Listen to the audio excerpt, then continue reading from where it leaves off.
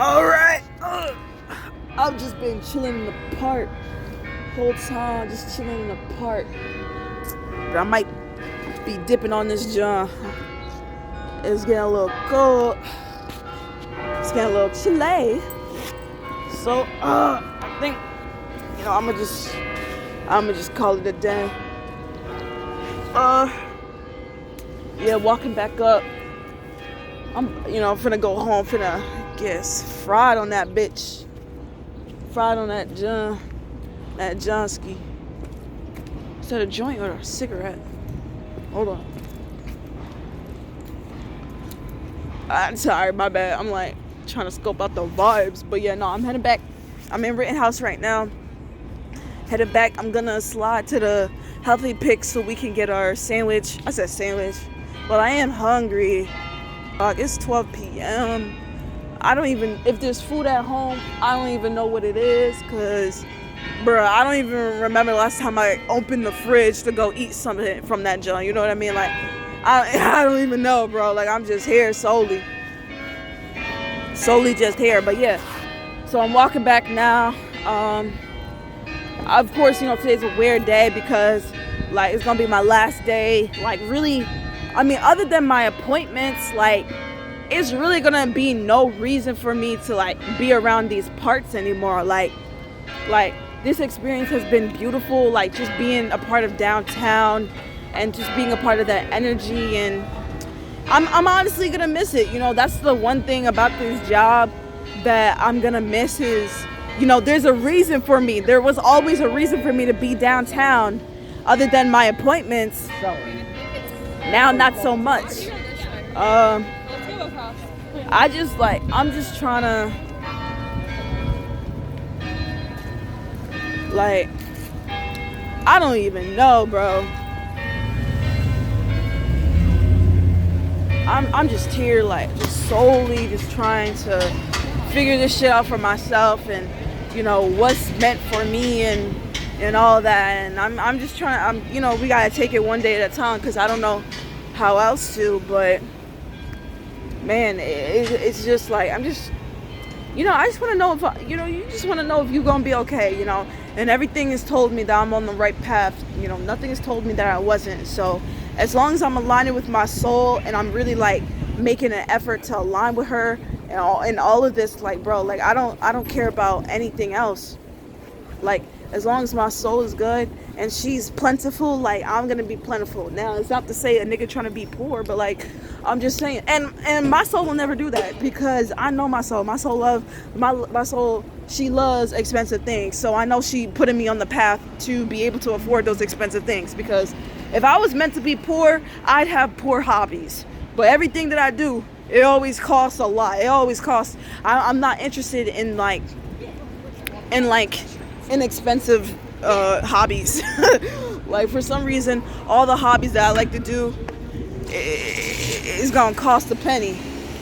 Gonna cost a pretty penny. But yeah, so we walking over right now. I'm headed to Healthy Picks. Gonna get my green smoothie as usual. But yeah, I just been, it's really like, bro, it's really like my last day. Like I won't be able to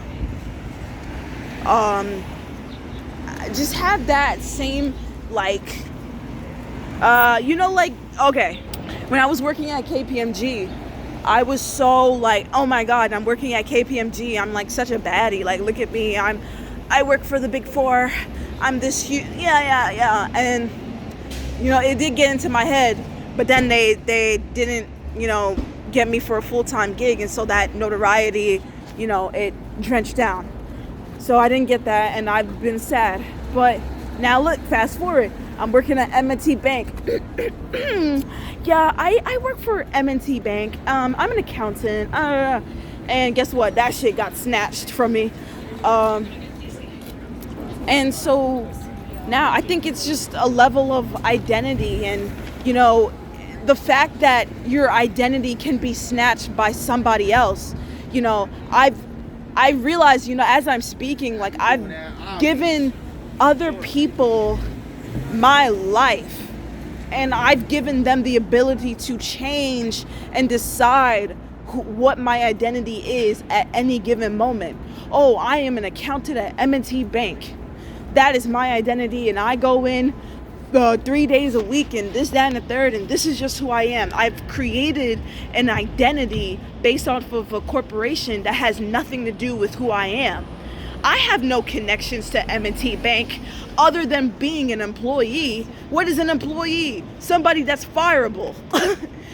And you build up your identity off of that, because what else are you going to do, right? I am a worker. I do all of these things. This is my identity. But then as soon as you get let go, who are you? You know, when you wake up in the mornings, you feel lost. And that's common. That's a common thing. But when your identity is attached to something that actually isn't your own thing, you become extremely unfound. Like, because you base your entire life. Okay, I get up, I wake up, I go to work. What happens when you don't have work? All right, we just got to Healthy Picks. Oh, I want something. Let's stop pretending like we're not hungry, and let's get us like a breakfast sandwich. Oh, you know what? I want something sweet. A breakfast platter. Okay, what's that? I want like a pancake. Okay, let's just do. Okay. Wait, maybe they got. You know what I mean? Like, I want like a breakfast. Let me get some pancakes with some eggs and some shit. You know what I mean? Hold on. Right, okay. I think I'm gonna get French toast with bacon and 2 eggs. Yeah, that sounds fire. That sounds fire. And it's not cheap, bro. It's not cheap, but guess what? Guess what? Abundance mindset. We gonna get it back. That's what I've been telling to myself. I've been spending all this money on these all of this expenses and all this stuff, and it's been getting at me. I'm like, God damn, kitty, like, that's not cheap. We gonna get it back, bro. Shout out to Toki. I don't care what anyone says. That nigga put me on, and that's something like that whole like why not you video, bro. I played that thing like I don't know how many times. It's like one of those things that's like, yeah, bro, like real shit, like why not me? Exactly. I'm gonna get all of this money back, don't even worry about it. And then 3,000 some. I kind of want to head outside because it's gonna take a minute. There's a lot of niggas waiting out here, and I want that air. All right, bro, so we just walked out for a little bit, ordering 125 or whatever. We just walked out for a little bit, just to kind of walk around and not be in people's ways and feel that cool air, because yeah, it's just a lot of stuff. I'm about to be pacing back and forth. It's just a lot of stuff. Like, no, actually, let me go see what Condessa looks like, because I haven't seen what Condessa looks like. I've only seen it passing, but I haven't seen it. Let me see what that vibe is. Let me see what the vibe is. Should we get day drunk? Mm-hmm. Getting day drunk is actually kind of crazy. Condessa. This thing seems to be closed. I think it's just like a night jump. Oh, there's 2 people inside, but they might be workers. I don't know. But yeah, man, like, I'm just like so like wanting to, you know, like all of this moving or getting let go, and this is like the last day. It's so weird for me to really like realize and recognize that, like, here we go. It's so funny. Like, I always try to become comfortable. I always go the safety route. I always go the route where I feel like I can plan out my life, and then something happens and none of that is actually possible. Like, and so there's just so much level of uncertainty. And this is one thing why I didn't really like about Erin, was just her need for a plan. Like, and in a way, like, I love a plan. I need a plan. But like, it's more so like, she was asking me like, okay, do you have a 5-year plan? First of all, no. I just lied and said yeah. But then she was like, okay, do you have a 10-year plan? I'm like, oh, now you're doing too much in my head, which I wish I said out loud. I'm like, you have a 10-year plan?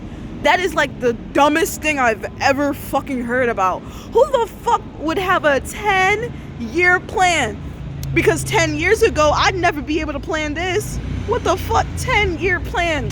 Shut the fuck. That's that Caucasian shit, bro. And I don't even be on that type of time. But I'm like, oh yeah, 10-year plan.